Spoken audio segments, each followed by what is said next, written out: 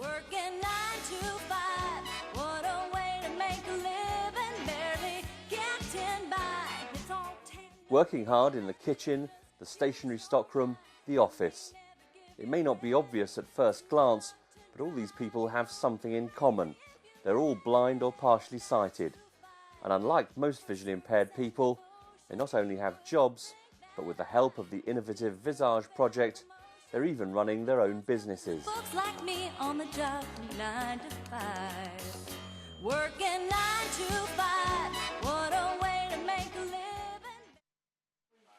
Ashley Pearce is in charge of his own distribution company, shipping everything from jackets to fish boxes. He's been helped to set up his business by the lead partner in Visage, Action for Blind People. But 2/3 of blind and partially sighted people of working age can't get a job. And for many years, Ashley was one of them.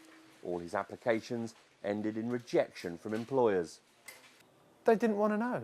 Basically, they didn't want to know. As soon as they found out, because you've got to put it on the form, haven't you, that you're registered blind or registered disabled, oh, well, there has been. So I didn't think there was a lot of feedback in that respect. So you apply for jobs and then you get disheartened and then you think, well, benefits are for me. It's a feeling Martin Pugh knows only too well. Until he started this training as a chef, he was out of work for most of the last 15 years. He found the experience disheartening. You just give up in the end. It can look so much and you get so many rejections and you think, is it actually worth it in the end? And you do lose direction and self-confidence, self-respect, it all goes. I think that's the hardest thing, is getting all that back. Martin is one of a group of trainees taken on by the Royal National Institute of the Blind, one of 8 partners in Visage. The project is supported by the European Social Fund, has a budget of £3 million and is the biggest project of its kind in Europe. It's challenging the preconception among employers that it's very difficult for blind and partially sighted people to cope in a normal working environment. £1, 3½ ounces. In this kitchen, minor adjustments like talking scales and microwaves are all that's needed to enable this small team of visually impaired staff to cook lunch for up to 80 people. The equipment is paid for by the government's Access to Work scheme, which gives grants to employers to cover any extra costs involved in hiring someone with a disability. Start with your onions and your peppers. Martin has been trained by Jo Miller, herself registered blind. She has 30 years' experience as a chef. We're trying to break down other people's ideas of what blind and partially sighted people can do. There is so much technology out there to help you do your job. We need to get employers into this building, into this basement, to see how we operate with the different technology we've got, to prove that we can be out there and we can be an asset to them. And the project is also doing that by arranging placements with mainstream employers. Anildeep Hare has a learning disability as well as being partially sighted. Before she started here, even going to the corner shop on her own terrified her. 9 months as a Visage trainee have given her the confidence to take a placement with Marks & Spencer, which has now turned into a permanent job. Definitely being independent on my own and working at Marks & Spencer's has really, really lifted my confidence up. You know, meeting new people there and, you know, you're always dealing with customers and definitely it's changed my life. Martin is staying on here. With his traineeship coming to an end, he's been offered a job as Joe's assistant. The months since he joined Visage have made a big difference to him. He's completely turned my life around. No exaggeration, and I've got something to aim for, direction, a future, which before there's nothing like that. I was just basically going through the motions. But now I've got direction, future, job, everything I could wish for, really.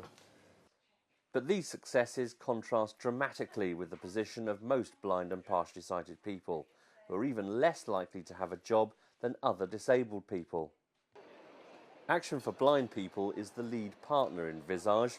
Its project coordinator, Andy Taylor, emphasises the need to educate employers and dispel the myths. 2/3 of blind and partially sighted people find themselves unemployed, and that's really a national scandal. It's unacceptably high. Visage exists to work jointly with job seekers and employers We exist to help job seekers find and keep work, and also we exist to help employers overcome their fears and concerns. Many employers express these fears in terms of worries about health and safety, worries about the fact that we can't read or use their computer systems, etc.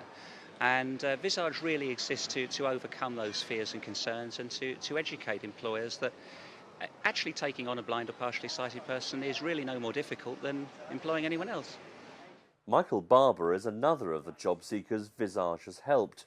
He's taking part in a training scheme run by the Royal National Institute of the Blind. He gets a salary and help building up his skills. The traineeship has enabled me to get back into work, having been out of work for 2.5 years, which wouldn't have looked very good on a CV.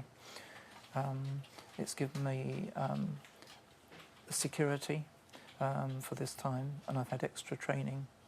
I've really felt affirmed here in the work that I've been doing and appreciated.